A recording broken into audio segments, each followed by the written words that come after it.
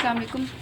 Third lecture है आज optimisation theory का, जिसमें नेक्स्ट चैप्टर स्टार्ट करना है solution bye graphical method.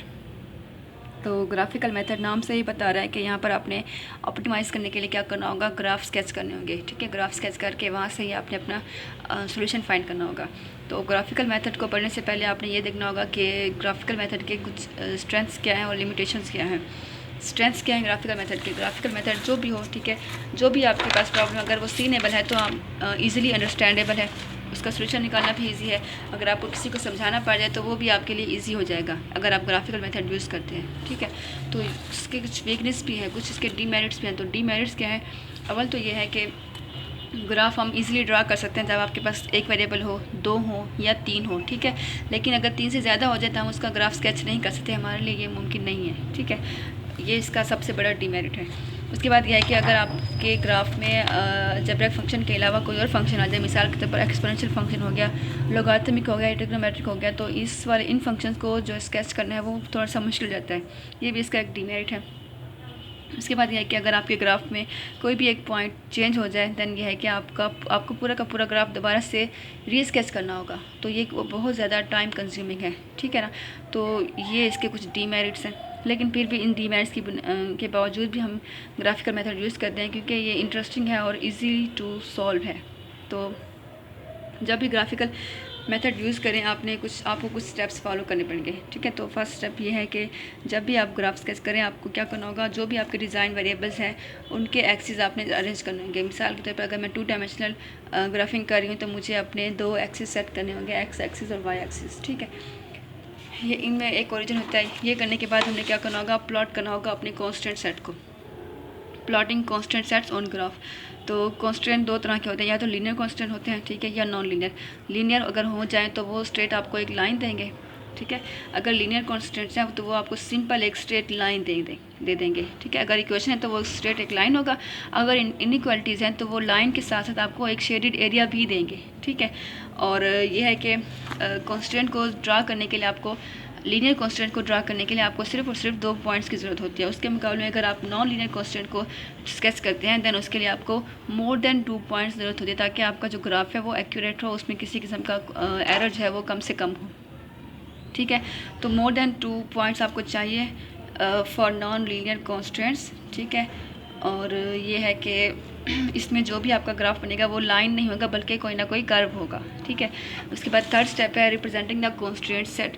Constant set को अब आपने रिप्रेजेंट कैसे करना है? ठीक है, अगर आपके कॉन्स्टेंट अवेलेबिलिटी टाइप के हैं, ठीक है, लेस देन और इक्वल टाइप के हैं, तो इसका मतलब ये है कि जो भी इसका शेडेड एरिया होगा ना, ठीक है, वो ओरिजिन की तरफ होगा। ठीक है, वो ओरिजिन को सेटिस्फाई करेगा, ओरिजिन को ऑन करेगा। ठीक है ना, और अगर आपका कॉन्स्टेंट रिक्वायरमेंटल टाइप के हैं, डिमांड टाइप के हैं, देन जो आपका शेडेड एरिया होगा कॉन्स्टेंट्स का वो क्या होगा, अवे फ्रॉम द ओरिजिन, मतलब कि ओरिजिन उस कॉन्स्टेंट के शेड में शामिल नहीं होगा। मिसाल के बताइए कि मेरी ये एक कॉन्स्टेंट लाइन है, अगर ये ग्रेटर देन और इक्वल टू टाइप की है देन जो इसका शेडेड एरिया होगा वो क्या होगा, इस लाइन से ऊपर की तरफ वाला सारा, नीचे वाला नहीं, क्योंकि नीचे ओरिजिन शामिल है, ओरिजिन इसमें शामिल नहीं होगा। ठीक है, तो इससे ऊपर वाला जो भी एरिया है वो सारा का सारा इसमें शामिल हो जाएगा। ठीक है, ये अच्छा। उसके बाद है identification of the feasible region.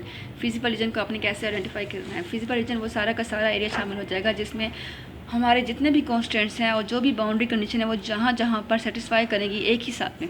ठीक है, बहुत सारे आपको यहाँ पर रीजन मिलेंगे और यहाँ पर आपने गौर ये करना होगा कि वो एक ख़ास पॉइंट होगा, ख़ास रीजन होगा जहाँ पर सारे के सारे कॉन्स्टेंट्स, ठीक है, और सारी की सारी जो बाउंड्री कंडीशंस हैं वो सारी की सारी ट्रू हो जाएंगी, सेटिस्फाई करेंगी, वेरीफाई करेंगी।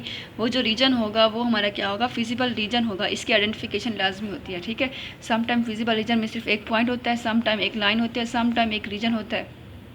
ठीक है ना, तो ये आपने इसको आइडेंटिफाई करना होगा। ठीक है, वो कॉमन एरिया आइडेंटिफिकेशन करने के बाद फिर क्या करना होगा, फिफ्थ स्टेप है, लास्ट स्टेप है, जिसमें आपने क्या करना है, ऑप्टिमल सॉल्यूशन को सर्च करना है। Searching for the optimal solution. Optimal solution क्या है? बेसिकली हम जो ऑप्टिमाइजेशन कर रहे हैं वो क्यों कर रहे हैं, ताकि हम अपने फंक्शन को मैक्सिमाइज़ करें या मिनिमाइज़ करें। ठीक है, तो मैक्सिमाइज़ मिनिमाइज़ करने को हम क्या कहते हैं, ऑप्टिमाइज़ कहते हैं। ठीक है, और जो मैक्सिमम या मिनिमम पॉइंट होगा उसको हम बोलते हैं ऑप्टिमल सॉल्यूशन। ठीक है, तो ऑप्टिमल सोल्यूशन के लिए भी हमारे पास दो मेथड है, एक है आइसो प्रॉफिट लाइन, ठीक है, इसको हम आइसो कॉस्ट लाइन भी कहते हैं, डिपेंड करता है। अगर आप मैक्सिमाइज़ करें तो इसको आप आइसो प्रॉफिट लाइन कहेंगे, अगर आप इसको मिनिमाइज़ करें तो इसको क्या कहेंगे, आइसो कॉस्ट मेथड या आइसो कॉस्ट लाइन कहेंगे, ठीक है। इसमें क्या करना होगा आपको इसमें यह है कि जो भी आपका ऑब्जेक्टिव फंक्शन है आप उसको क्या करें, इसको आप ओरिजिन के ऊपर उसके लिए एक स्ट्रेट लाइन ड्रा करें, ठीक है। देन उसके साथ ही पैरेलल और बहुत सी लाइन ड्रा करें और अपनी फिजिबल रीजन को देखें। फिजिबल रीजन का जो पॉइंट आपकी ये जो ऑब्जेक्टिव वाली फंक्शन वाली जो लाइन थी, ठीक है, फिजिबल रीजन का जो भी पॉइंट इस ऑब्जेक्टिव फंक्शन वाली लाइन के ऊपर हाईएस्ट हो रहा है, ठीक है, वो क्या होगा, आपका मैक्सिमाइजेशन पॉइंट होगा, ठीक है। और वो लाइन क्या होगी, आइसो प्रॉफिट लाइन होगी, ठीक है। और जो मिनिमम हो रहा है पॉइंट फिजिबल रीजन के ऊपर उसी ऑब्जेक्टिव फंक्शन का, वो क्या होगी, आपकी आइसो प्रॉफिट लाइन होगी, और वो जो पॉइंट होगा वो क्या होगा, मिनिमम पॉइंट होगा, ठीक है। उसके बाद सेकंड मेथड है extreme point evaluation method. Extreme point evaluation method में क्या करना होगा, जो भी आपका फिजिबल रीजन आया आपने क्या करना होगा, उस फिजिबल रीजन के सारे कॉर्नर पॉइंट्स फाइंड करने लेने होंगे, ठीक है। कॉर्नर पॉइंट्स फाइंड करने के बाद उन सब कॉर्नर पॉइंट्स को क्या करना होगा, इवैल्यूएट करना होगा ऑब्जेक्टिव फंक्शन के ऊपर। जब आप उन सबको ऑब्जेक्टिव फंक्शन के ऊपर इवैल्यूएट करेंगे देन आपके पास बहुत सारी वैल्यूज़ आ जाएंगे। अब आपने करना क्या होगा, उन सब वैल्यूज़ को कंपेयर करें, उनमें जो वैल्यू आपकी मैक्सिमम आई है वो क्या है, मैक्सिमाइजेशन पॉइंट है, ठीक है। और जो जवाब सबसे मिनिमम लोएस्ट है वो क्या है, मिनिमाइजेशन पॉइंट है, ठीक है। वैसे इस वाले मेथड के जो ये मेथड है एक्सट्रीम पॉइंट मेथड, इसके बहुत सारे डीमेरिट्स भी हैं, लेकिन फिर भी जो है ये इजीली टू सॉल्वेबल है, इसको हम इजीली जो है हल कर सकते हैं, ठीक है। उसके बाद एक छोटी सी डेफिनेशन है रिडंडेंट कॉन्स्टेंट्स। क्या है रिडंडेंट कॉन्स्टेंट्स, ऐसे कॉन्स्टेंट्स जिनका होना ना होना एक ही बात हो, उनको हम कहते हैं रिडंडेंट कॉन्स्टेंट्स, ठीक है। मिसाल के तौर पर समटाइम ऐसा होता है कि हमारे पास दो कॉन्स्टेंट होते हैं, ऑलमोस्ट सेम होते हैं, बस उनमें कुछ ना कुछ कॉन्स्टेंट का फ़र्क होता है, ठीक है। तो आप ये कर सकती हैं कि किसी एक कॉन्स्टेंट इक्वेशन को, इनइक्वालिटी को रिमूव कर दें, क्योंकि उसका इफेक्ट जो है दूसरे में कवर हो रहा है, ठीक है, तो आप उसको रिमूव कर देती हैं। ऐसे कॉन्स्टेंट को हम क्या बोलते हैं, रिडंडेंट कॉन्स्टेंट, यूजलेस या एक्स्ट्रा वगैरह वगैरह, ठीक है। यहाँ तक समझ आ गया होगा सबको इंशाल्लाह।